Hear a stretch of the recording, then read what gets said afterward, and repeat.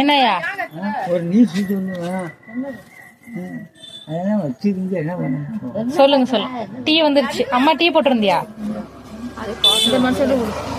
நான் அந்த கப்பு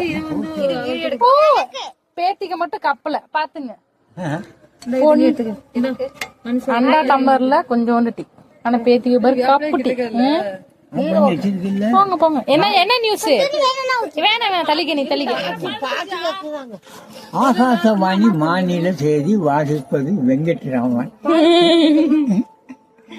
டீக்கடை தகராறினால், இட்டலி தகராறினாலும் உரப்பு சட்னி அடிச்சதுனால 9 பேர் படுகொலை. நேசம் மேல இருந்த அப்பளம் நொறுங்கி 6 பேரும் சாவு. நேசம் மேல அப்பளம் நொறுங்கி 6 பேர் சாவாண்டி.